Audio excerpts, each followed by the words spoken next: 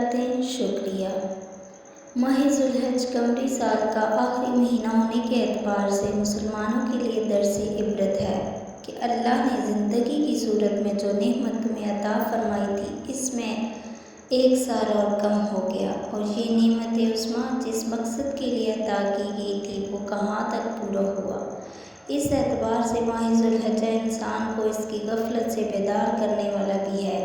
رب ذوالجلال نے جس طرح سال کے 12 مہینوں میں سے رمضان المبارک کو اور پھر رمضان المبارک کے 3 عشروں میں سے آخری عشر کو جو فضیلت بخشی ہے، بینہ ماہ ذوالحج کے 3 عشروں میں سے پہلے عشر کو بھی خاص فضیلت سے نوازا گیا ہے، اور اس عشر میں اعمال پر خاص اجر و ثواب رکھا گیا ہے۔ حضرت عبداللہ بن عباس رضی اللہ عنہما سے روایت ہے کہ رسول اللہ صلی اللہ علیہ وسلم نے ارشاد فرمایا کہ اللہ تعالیٰ کی بارگاہ میں دوسرے ایام کا کوئی عمل عشرہ ذوالحج یکم ذوالحج سے 10 ذوالحج تک کے دوران نیک عمل سے بڑھ کر پسندیدہ نہیں۔ صحابہ کرام رضوان اللہ علیہم اجمعین نے عرض کیا، یا رسول اللہ، کیا یہ جہاد فی سبیل اللہ سے بڑھ کر ہے؟ آپ صلی اللہ علیہ وسلم نے فرمایا، جہاد فی سبیل اللہ سے بھی بڑھ کر ہے۔ ہاں، جو شخص جان اور مال لے کر اللہ کی راہ میں نکلا، پھر ان میں سے کوئی چیز بھی واپس لے کر نہ آیا، سب کچھ اللہ کے راستے میں قربان کر دیا، بے شک یہ سب سے بڑھ کر ہے۔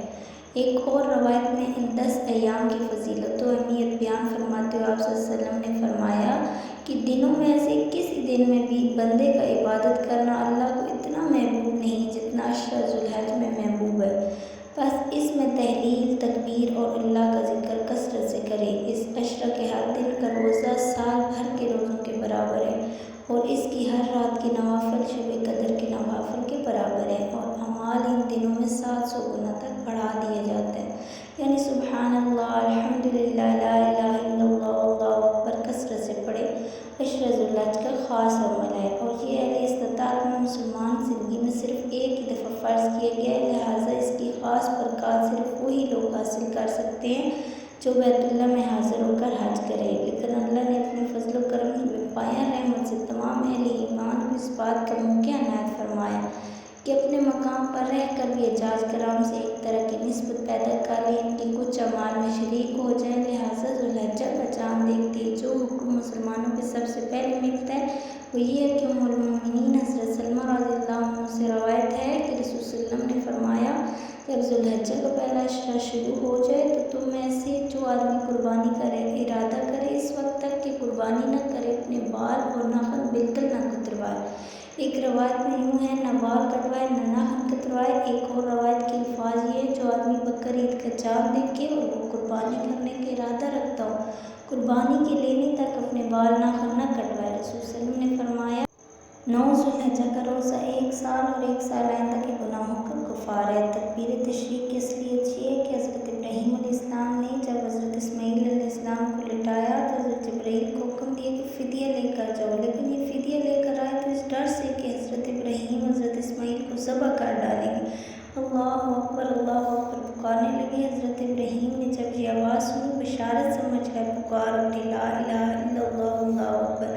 حضرت اسماعیل سمجھے کہ فدیہ آ گیا تو اللہ اکبر وللہ الحمد کہتے اللہ تعالیٰ کی حمد اور شکر ادا کرنے لگے۔ تکبیر تشریق کب سے کب تک ہے؟ تکبیر تشریق 9 ذی الحج کی نماز فجر سے 13 ذی الحج کی نماز عصر تک ہر فرض کی نماز کے فوراً بعد مردوں کے لیے بآواز بلند اور عورتوں کے لیے ایک مرتبہ آہستہ کہنا واجب ہے۔ اللہ پاک تمام حجاج کا حج مقبول و مقبول فرمائے، ان کی مانگی گئی سب نیک دعائیں ہمارے حق میں بھی قبول فرمائے، منظور فرمائے، اور ہمیں بھی ہماری فیملی کے ساتھ حج نصیب فرمائے، آمین یا رب العالمین۔